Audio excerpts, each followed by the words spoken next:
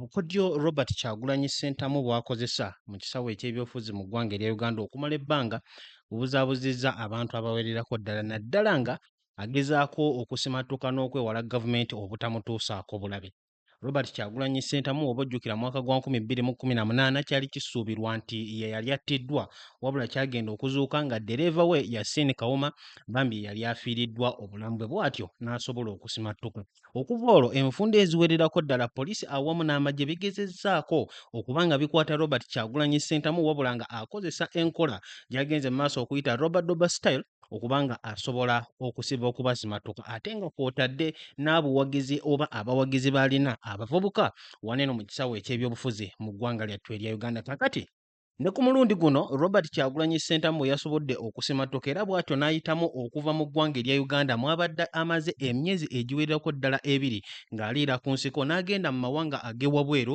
Kirese bannayuganda bangi nnyo nga beebuuza Robert Kyagulanyi Ssentamu yasobodde atya okwekweka ku gavumenti ya Mwami Museveni nga tulaba nti nno General Muhoozi Kainerugaba yavayo n'alangira nga bw'ali mu kuyiggibwa kabeere mulamu oba mufu, bw'atyo n'asobola okuyitamu mu nsalosalo n'agenda mu ggwanga eddala n'alinnya ennyonyi okugenda mu mawanga ag'abazungu. Kakati Robert Kyagulanyi Ssentamu ye kennyini interview eziwererako ddala nga ey'oku mukutu ogwa BBC wali eri mu ggwanga erya Bungereza gye yasobola okuba ng'akola yagaana okuvaayo okwasanguza butya bwe yali asobodde okusimattuka era bwe yali asobodde okuyitamu. Wabula olunaku olwaleero gwampuliriza ku mukutu ogwa Point Media UG njaga okutegeeza nti bannamawulire ab'omukutu ogwa Daily Monitor bavuddeyo okukuba alipoota egenda mu maaso okunnyonnyola Robert Kyagulanyi Ssentamu butya bwe yasobodde okuyitamu okusimattuka bakomando ba General Muhoozi Kainerugaba era amagye ga gavumenti ya General Yoweri Kaguta Museveni agabadde gamuyigga nga ne mu wiiki yennyini nnyini mwe yalangira nti yali asobodde okuyitamu baali bagenze mu maaso okutega red blocks awamu n'enkwaso okusobola okulaba nga bamufuna.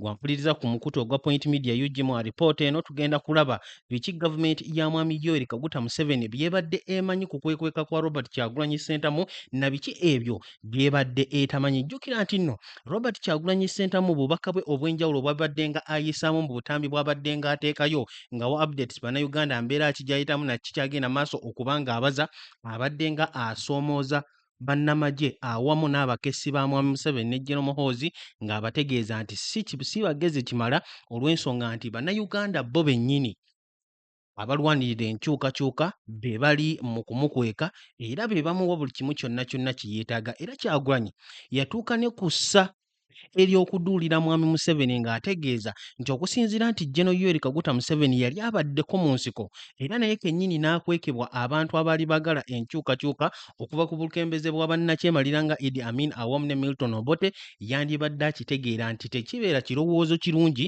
eky'okunoonya omuntu bannayuganda bennyini gwe beekwekedde. Wampuliriza ku mukutu biki bye tugenda okuwulira n'okusoma mu alipoota eno ngenda okutegeeza nti bigenda kuba bikukanga. Kyenja okusaba kiri kimu kyokka kyokka, gwe tuulokkalire beera mugumiikiriza details za buli kimu kyonna kyonna ngenda kuba nzikuwa bulungi nnyo. Na biki Robert Kyagulanyi Ssentamu byasobodde okutuusaako emikono wali eri mu mawanga ag'abazungu ng'ajjukira nti nno kyategeerekese yazookedde mu ggwanga erya Amerika ate era amale yeeyongereyo nga bwe yasobola okuba nga atutegeeza ennaku z'omwezi nga 14 mu katambi ke yasobola okuba nga nkwaniriza era nkubuuzaako ate ne namusako oyo yenna yenna asobodde okuba nga atwekuumirako mu kiseera kye kimu okuba nga atweyungako wano ku mukutu ogwa Point Media UG. Bulijjo tugenda kuba tutambula naawe ate tugenda kuba tukutuusaako amawulire ago agali ku mulamwa era ensonga ez'amagezi ate ez'omuzinzi mu kisaawe eky'ebyobufuzi wano mu ggwanga erya Uganda mawanga agaliraanyeewo awamu n'okwetooloola ensi yonna. Kyenkusaba naddagwe yakatwengako subscribing ateekako notification bell, liking nga sharing ate commenting tubeere nga tutambulira wamu. Olunaku olwaleero lwakubiri ennaku z'omwezi 24 tuli mu mwezi gwa kusatu omwaka 2026. Embeera mu kisaawe eky'ebyobufuzi bukyanga tuva mu kalulu akaliwo ennaku z'omwezi nga 15 omwezi ogwa January omwaka guno terabika kubanga eyakkakkanye naddala okusinziira Kazito oludda oluvuganya gavumenti bwe kagezaako okuteeka ku gavumenti ya General Yoweri Kaguta Museveni. Kakati butereevu nga tugenze mu alipoota eyasobodde okuba nga ekolebwa. Alipoota eno eriko omutwe ogugamba nti puzzle of Bobi Wine's escape from Uganda to abroad. Okugezaako okutegeera okutoloka kwa Kyagulanyi okuva mu Uganda bw'atyo n'agenda mu mawanga ag'ewabweru. Ebintu bingi nnyo byogeddwa, ebintu bingi nnyo biwaanyisiganyiziddwa, wabula alipoota eno eyogera ki ku mbeera eri mu kugenda mu maaso? Wulira. Alipoota etandika bw'eti, etandika ne quotations ebigambo ebyayogeddwa Kyagulanyi ng'agamba nti desperate times require desperate measures. National Unity Platform Party President candidate Robert Kyagulanyi aka Bobi Wine said in Washington DC while addressing Ugandans in the diaspora at the weekend. Abadde Monitor bagamba nti ebigambo bino byayogeddwa Kyagulanyi ng'ali wali eri mu Washington DC, ekibuga ekikulu eky'Amerika, ng'ayogerako ne bannayuganda abali mu mawanga ag'ewabweru wiikendi eno gye twakakuba emabega. Yabagambye nti embeera enkakkale, embeera enzibu yeetaagisa okugyeŋŋanga n'amaanyi agasukkiridde okusobola okugikwasaganya. Alipoota egamba nti the remarks came exactly 1 week after he posted a video on his social media platforms saying he had slipped outside the country. Bagamba nti ebigambo bino byazze wiiki emu yennyini nnyini, ekitegeeza nti byayogeddwa ku lunaku lwa mukaaga nga Robert Kyagulanyi Ssentamu yaakamala okupostinga akatambi ku mikutu gy'emigattabantu, akatambi ako nga kategeeza nti yali asobodde okusomoka n'adduka oba n'ava mu ggwanga erya Uganda. Mu katambi ako bino bye byalimu. Alipoota egamba nti Kyagulanyi yayogera ng'agamba nti today I am announcing my brief exit from the country to handle important work. Over the next few weeks, I will engage with our friends and allies all over the world before returning to Uganda to continue the push for freedom and democracy. For now, let's remain focused and united. Kyagulanyi yalangirira ng'agamba mu katambi ako nti Kolo yali alangirira okuvaawo kwe mu ggwanga okumala akaseera akatagenda kubeera kawanvu, abeere nga akwasaganya emirimu egy'omuzinzi. Era n'ategeeza nti mu wiiki ezinaddako ajja kuba ayogerezeganya n'abamu ku banywanyi awamu n'abo baakolagana nabo okwetooloola ensi yonna yonna nga tannadda mu Uganda okwongera okusindiikiriza n'okulwanirira eddembe awamu ne demokrasiya. Wabula n'ategeeza abagoberezi be awamu n'abo abanoonya enkyukakyuka nti wabula mu kaseera kano nga taliiwo basigale nga eriiso jjogi nga bali ku mulamwa ate basigale bumu. Alipoota egamba nti but Bobi Wine's remarks in Washington that came after a 2-month cat and mouse game with the security agencies and slipping through their dragnet undetected remains a puzzle and a topic of conjecture. Bagamba nti wabula ebigambo bya Kyagulanyi wali eri mu Washington bye yavuddeyo okwogera oluvannyuma lw'okubeera emyezi 2 wano mu ggwanga nga yeegoba n'ab'ebitongole ebikuuma ddembe, ate oluvannyuma n'abasimattukako n'ayitamu bw'atyo n'agenda, kikyali ekintu ekyewuunyisa era bangi nnyo kye bakyakubaganyaako ebirowoozo. Wabula alipoota egamba nevertheless his revelation drew a quick contradiction from the Chief of Defence Forces CDF General Muhoozi Kainerugaba, who posted on X saying Mr. Kyagulanyi had left the country on 26th January, some 11 days after the January 15th presidential election. Alipoota egamba nti newankubadde Kyagulanyi yayitira mu bukodyo bwonna bwe yayitiramu oluvannyuma lw'emyezi 2 ng'agobagana n'ab'ebitongole ebikuuma ddembe, naye ate ebikolwa bye byaleetedde omuduumizi w'eggye ly'eggwanga erya Uganda General Muhoozi okubaako bye yayogedde ebyaleeseewo ate okukontana awamu n'okukaayana olw'ensonga nti General Muhoozi yapositinze ku mukutu gwe ng'agamba nti Kyagulanyi eggwanga yalivaamu ennaku z'omwezi nga 26 omwezi ogw'Ejjanwali ennaku 11 lwokka nga ze zaakayitawo oluvannyuma lw'akalulu ak'obukulembeze akaaliwo ennaku z'omwezi nga 15 Janwali. Wuliriza bulungi. Alipoota egenda maaso okutegeeza nti General Muhoozi, who is also President Museveni's son, on Sunday posted, Bobby should stop telling the world lies. He fled the country on January 26th this year. 11 days after the elections, he spent 2 months in the United States eating Big Macs while his followers were in jail, some leader. Alipoota egamba nti General Muhoozi nga ye mutabani w'omukulembeze yavuddeyo n'apositinga ng'agamba nti Bobi Wine yandikomye okulimba ensi olw'ensonga nti yadduka mu ggwanga nga January 26 ennaku 11 ng'akalulu kaakaggwa era bw'atyo n'amala emyezi 2 mirambirira mu Amerika ng'alya byettafuttafu kyokka ng'ati abagoberezi be bo bali mu makomera gye babonaabonera. Report egenda maaso ng'egamba nti but at the time Bobi Wine announced his exit, military and other security agencies had mounted checkpoints on all roads leading to Kampala in what political observers said were meant to hunt the runaway politician.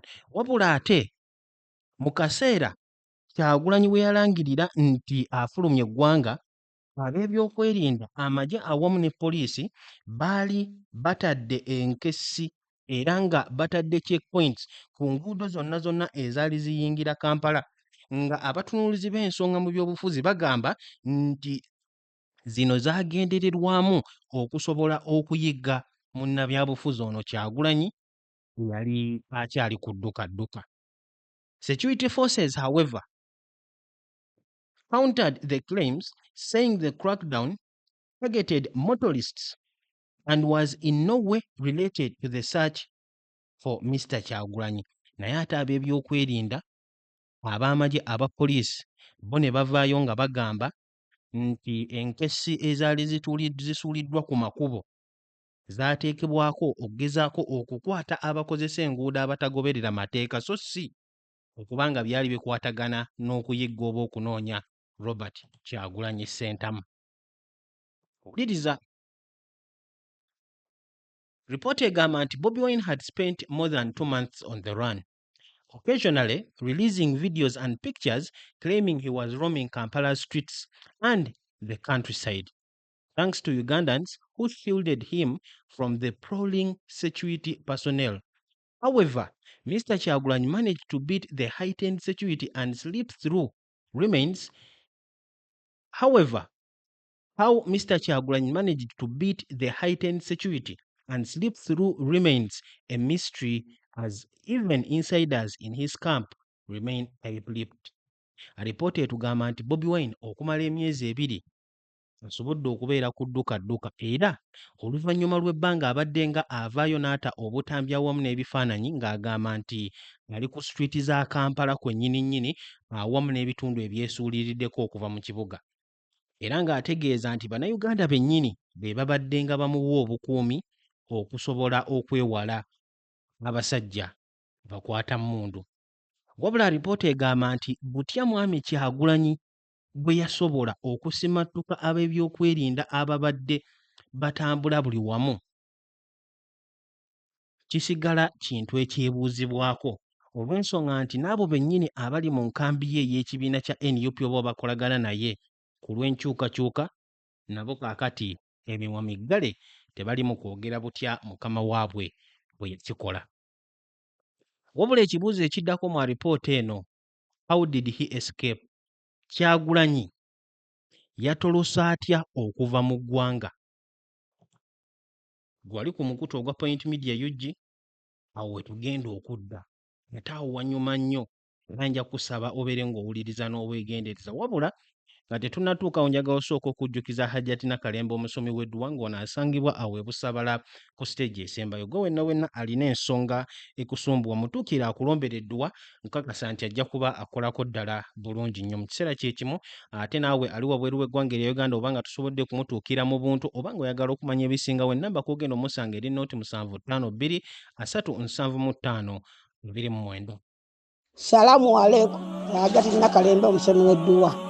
Bw'oba wenyiyo embeera embi yankusomere ku Ddwa. Abali ebweru mirimu gigaanye, papula zeesibye, kino kyekyoto kwensabira omukisa. Kobe ng'odiriddawa wali wenkusabira n'ofuna emikisa. Ky'oba olaba ng'abirira ebinyonyi ebitalina kyakulya, naawe atalina mulimu jankusomere ku Ddwa ofuna omukisa. Eno ennyanja kwesula buli kimu ekisira ne kiba kikujjudde nekikasuka mu nnyanja nekikunta nekigenda. Nze Hajjati Nakalembe gambawo ennamba yange yeeno 0752 375 29. Temuddeeyo ne mwebakira ebizibu mukobe ku nnamba yange eno. Kakati nno nga tuzzeeyo kwa alipoota, ensonga gye tubadde tuzzeeko butya Robert Kyagulanyi Ssentamu bwe yasematuka. Wano eno w'ogenda okumanyiza ggwe ali ku Point Media UG, mu alipoota eno butya gavumenti ya Mwami Museveni bwe yategeera wa Kyagulanyi bw'ali era bwe baategeera wa bw'ali ki kye baakolawo, ate na biki ebyo ebyabalema okuba nga bategeera ekyasobozesezza Kyagulanyi okuba ng'ayita. Mujjukira nti nno okumala ebbanga tubadde nga tuwulira alipoota ez'enjawulo.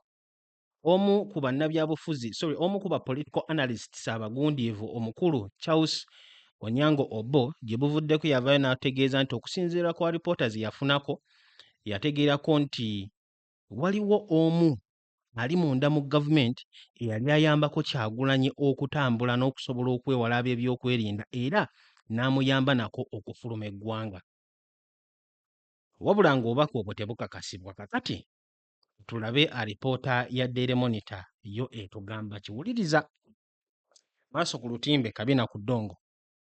Bagamba nti collaborated information from security circles and those close to the pop star turned politician paints a fuzzy picture on how he may have slipped through.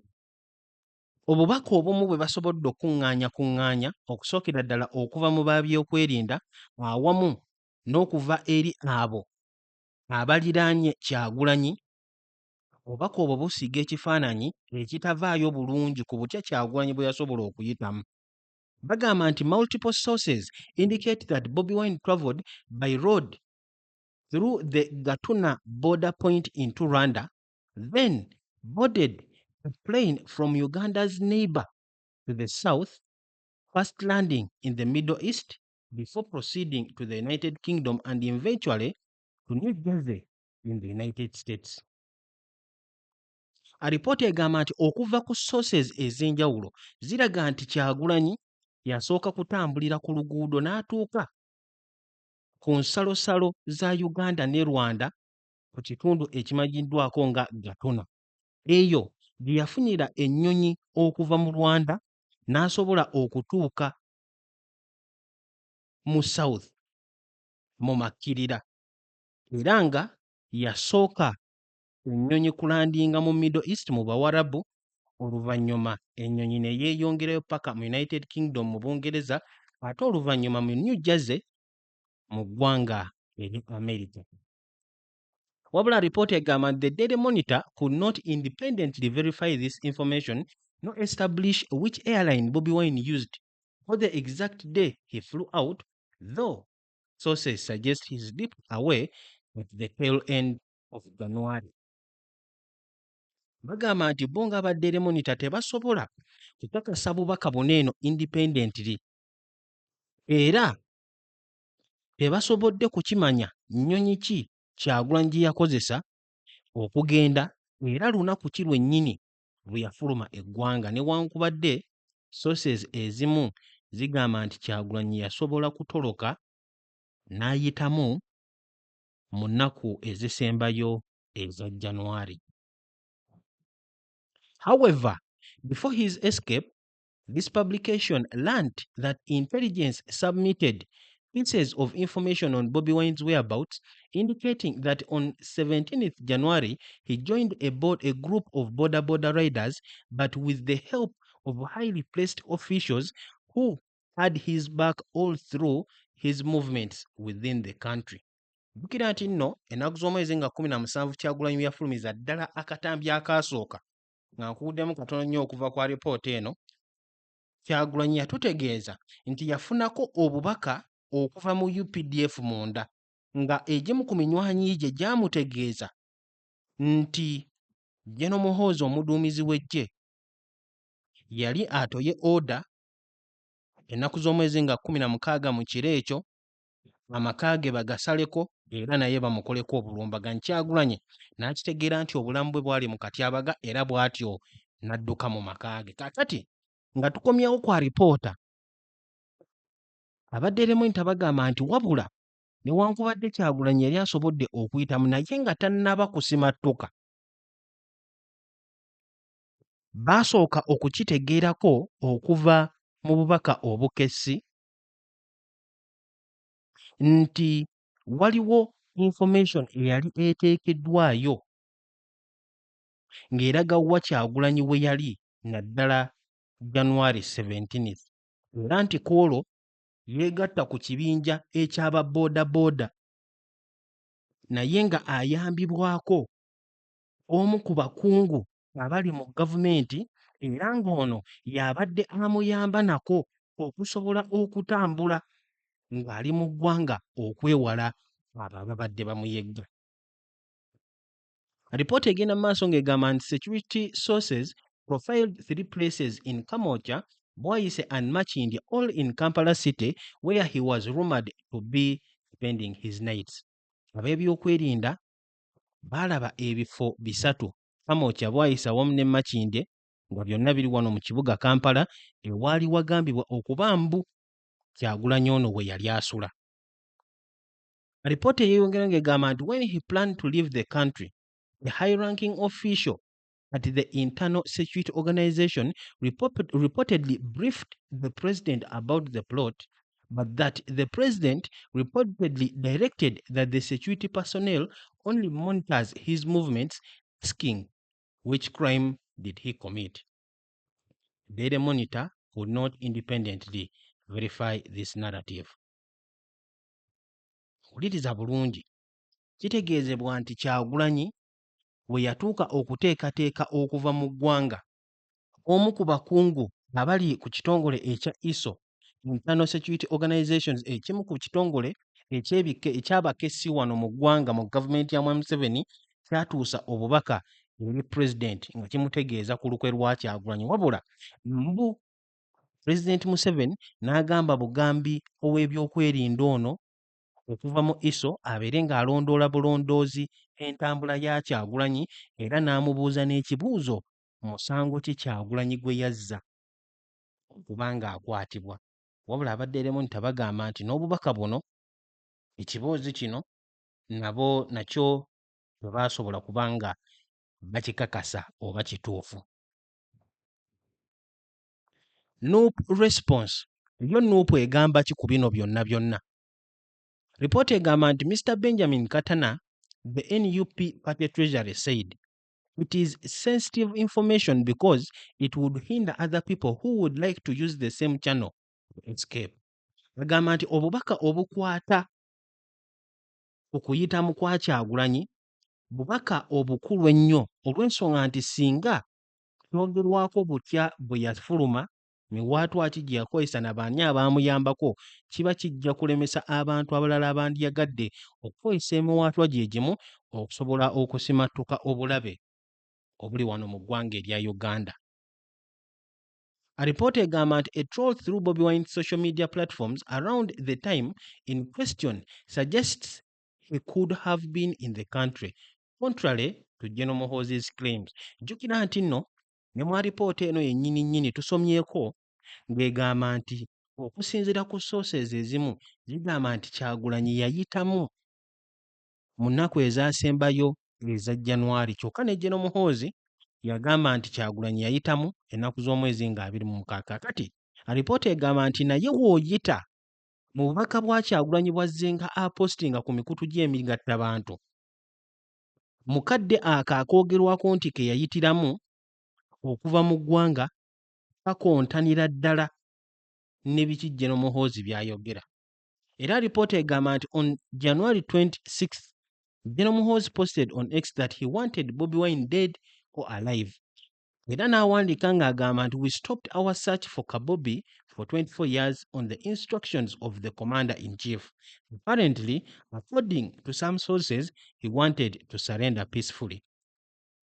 Olunaku General Muhoozi lwagamba nti Kyagulanyi lwe yasimatuka n'ayitamu okufuluma eggwanga, ate ye kennyini yapostinga ku mukutu gwe ogwa X ng'agamba nti bali mu kuyigga Kyagulanyi kaabeere mufu oba mulamu. Era n'agamba nti baali basoose ne bateeka n'ekkomo ku kunoonya kwabwe okumala essaawa 24 oluvannyuma lw'okufuna ebiragiro okuva ewa commander-in-chief ono ye General Museveni. Era General Muhoozi n'ategeeza nti baali bafunyeeko obubaka okuva mu sources ezimu nti Kyagulanyi yali ayagala kwewaayo mu mirembe eri ab'obuyinza. Naye ate oluvannyuma General Muhoozi n'apostinga ng'agamba nti he hasn't surrendered anywhere. Now our troops have orders to bring him in dead or alive. General Muhoozi posted. The post has since been deleted. Wabula oluvannyuma General Muhoozi n'apostinga nti ate Kyagulanyi yali teyeewaddeeyo eri baabuyinza. Era n'olw'ensonga eyo bannamagye baabwe bakomando baabwe n'ategeeza nti balina ebiragiro bya kumuyigga bamufune abeere mulamu oba mufu. Newankubadde essaawa zino posts ezo General Muhoozi yazidiriitinga. Alipoota egenda maaso ng'etegeeza nti Bobi Wine has repeatedly chronicled the ordeal his family has endured since the January 15th presidential elections. Justice Simon Byabakama, the Electoral Commission chairman, under the total internet blackout, declared Museveni 81 winner with 71.65% of the vote. His main challenger, 43-year-old Bobi Wine, received 24.72%, while Nandala Mafabi of the Forum for Democratic Change, FDC, got 1.88%, coming third in a lineup of 8 presidential candidates. Bagamba nti Kyagulanyi okuva akalulu we kaggwa akaakubibwa ennaku z'omwezi nga 16 azze nga ayogera era nga anyumya ku mbeera enzibu famire ye gye yeeyiseemu, kubanga mu kalulu ako Mwami Justice Simon Byabakama akulembera akakiiko ak'ebyokulonda yalangira nti Mwami Museveni nga yintaneeti eggiddwako eggwanga lyonna nga bwe yali afunye ebitundu 7.65 ye Kyagulanyi yali amutaddeko ennyo zito era yakwata ekyokubiri okusinziira ku Electoral Commission n'aweebwa ebitundu 24.72. Ate Nandala Mafaabi eyakwata ekyokusatu ye n'aweebwa ebitundu 1.88 ku buli 100 obululu obwakubibwa. Embeera okuva olwo alipoota egamba nti Robert Kyagulanyi Ssentamu gy'ayiseemu ebadde enzibu, wabula si ye yekka nga kw'otadde ne famire ye. Nga tugenze mu maaso ku alipoota eno etugamba Army Raid, obulumbaganyi amagye bwe gaakola. Kakati Kyagulanyi yatutegeeza nti yadduka mu maka ge oluvannyuma lw'okukitegerako nti amagye ne poliisi byali bigenda kumulumba era bimutuuseeko obulabe. Era agamba nti munda mu UPDF mwennyini mwe yajja obubaka obwo. Alipoota ya Daily Monitor ensonga eyo ekyogerako ki? Egamba nti on January 17th, the army raided Bobi Wine's home, sealing it off, but the musician turned politician managed to escape a classic of cat and mouse game. Ennaku z'omwezi nga 17 January, amagye nga gamaze okulumba ennyumba ya Kyagulanyi era ne gagisalako, Bobi Wine yasobola okutoloka era n'agenda mu kwekweka. On January 23rd, the military from the Elite Special Forces Command broke into his house after reportedly detecting a ping from his phone within the precincts of his home. They thought he was inside, and that is why they forced their way in. They searched and couldn't find him. They only found his home, a source said.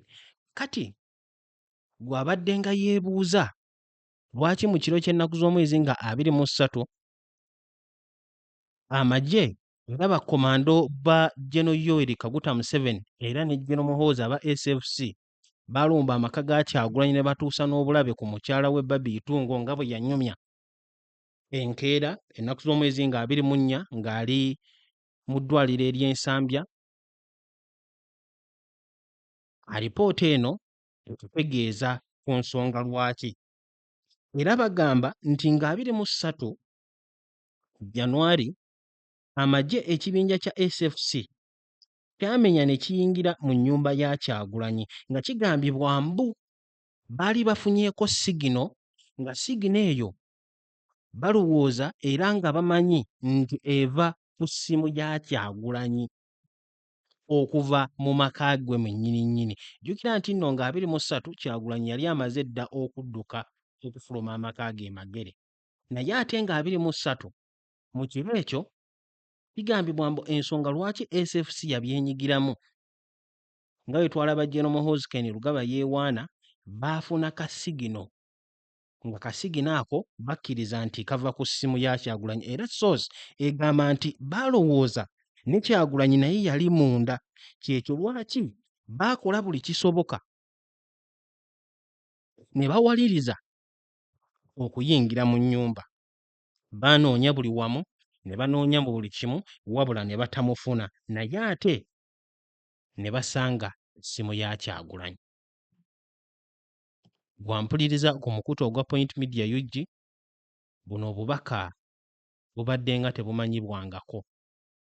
Okusinziira ku Kyagulanyi ne mukyala we bagamba nti bamukwata mmundu bano baatwala laptop, amasimu, equipment wa CCTV ne batwala ne documents ezimu ez'amakulu.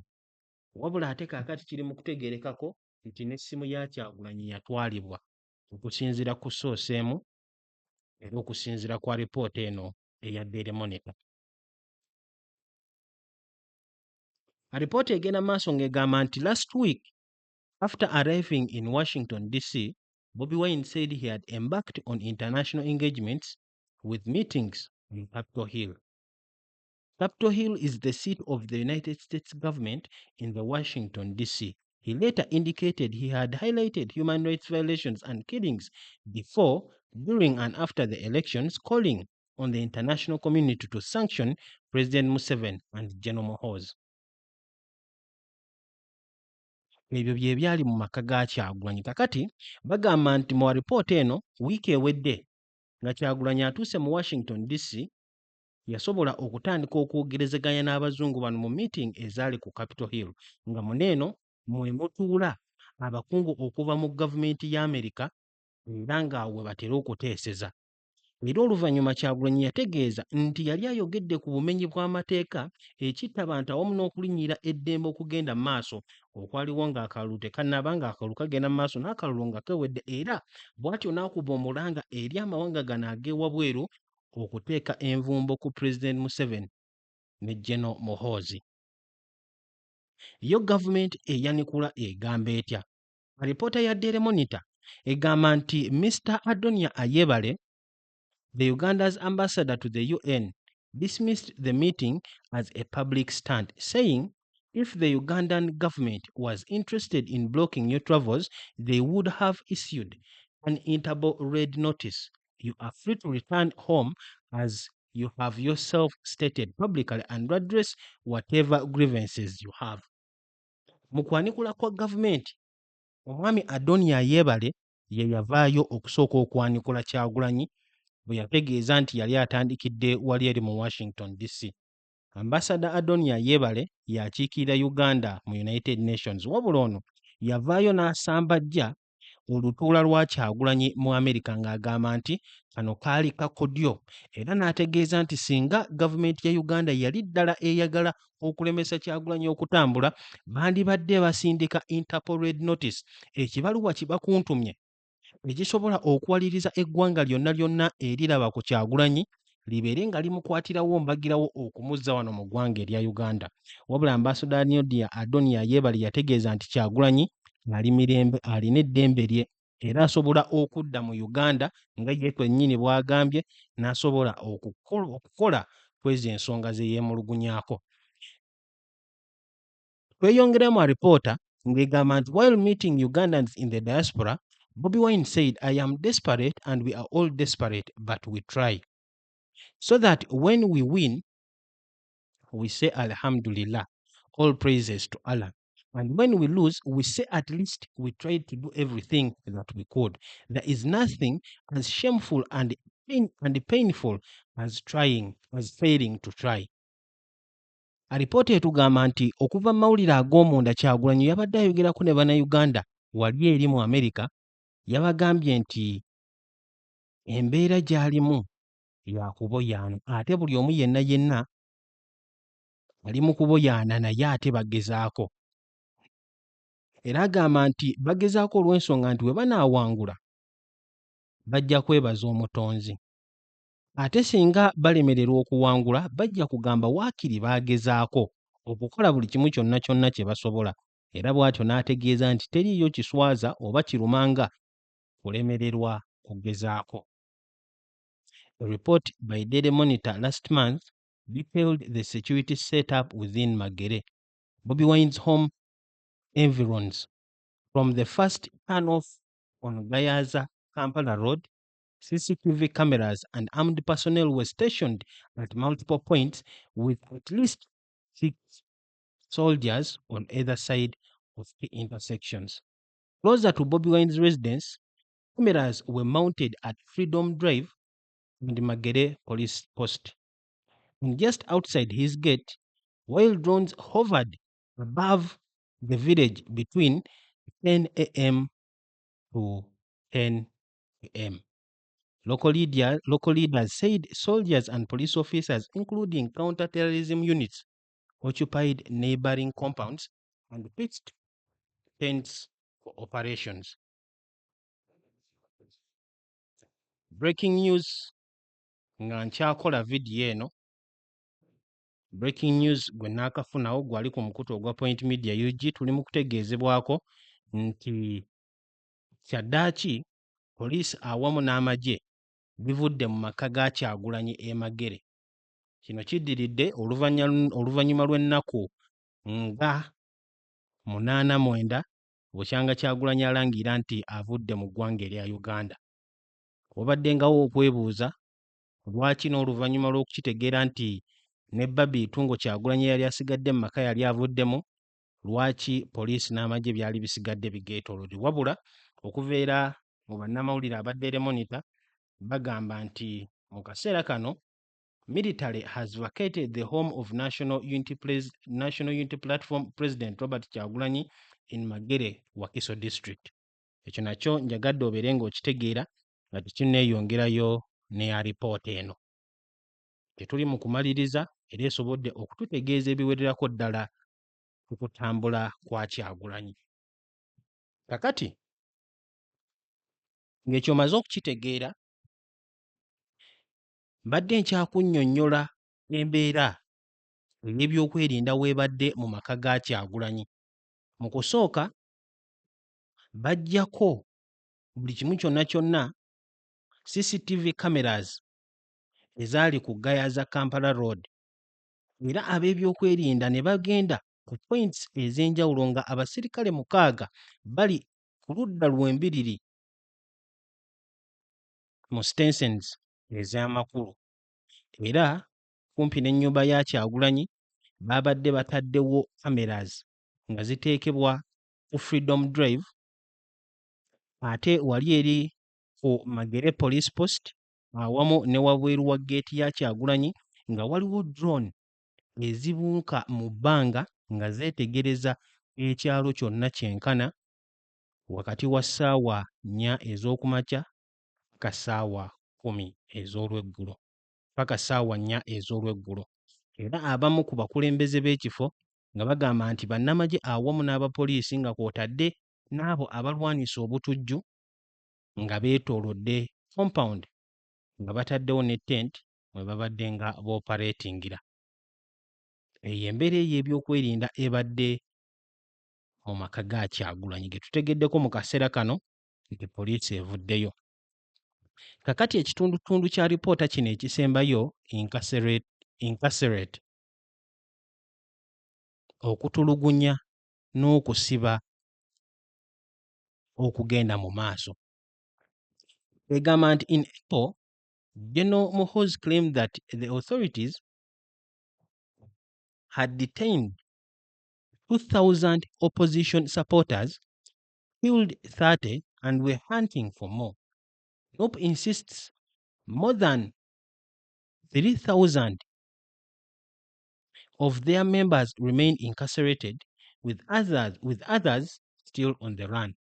For instance, Mr. Awali Migade, on the run since 2021, was arrested in 2022 and bailed, while colleagues such as Yasin Sechitoleko alias Machete and 27 others remain in prison 5 years after their arrest.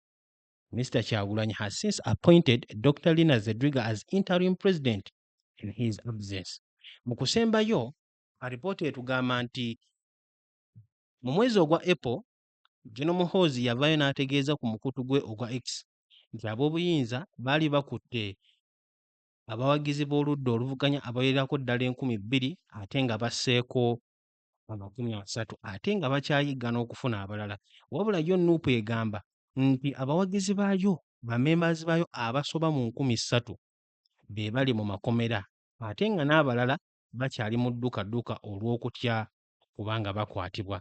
Era ekyokulabirako, omwami nga Awali Migade yagedduka okuva mu mwaka gwa 2021 yakwatibwa mu mwaka gwa 2022 oluvannyuma n'ateebwa ku bbeeyi, kyokka ng'ate bo banne be yakwatibwa nabo nga Yasin Ssekitoleko amanyikiddweko nnyo nga Machete awamu n'abalala 27 basigadde bakyali mu kkomera emyaka 5 bukyanga bakwatibwa. Alipoota esembayo egamba nti Kyagulanyi kasita yalangira nti avudde mu ggwanga yaleka alonze Dr. Lina Zedriga ng'ono ye Deputy President wa NUP wali eri mu Northern Region abeere nga ye mukulembeze ow'ekiseera nga Kyagulanyi aliiwo. Ebyo nno gwe wawuliriza era alaba omukutu ogwa Point Media UG bye bikwata ku kufuluma kwa Kyagulanyi. Bangi nnyo bavuddeyo okwogera ebyenjawulo era nkakasa nti ogenda kusigala okyawulira kiki ekigenda mu maaso, abakubaganya ebirowoozo oba Kyagulanyi okugenda kyabadde kituufu oba nedda, era oba mu kugenda kwe na butya bwe yasobodde okutoloka okugenda yayambiddwako oba nedda. Wabula alipoota eyo ebyo esobodde okuba nga tegeezaako. Gwampuliriza ku mukutu awo sigenda kusukka. Omwebale nnyo, mwebale ddala okuba nga mukyatambula naffe, kambagalize olunaku olulungi era mweraba.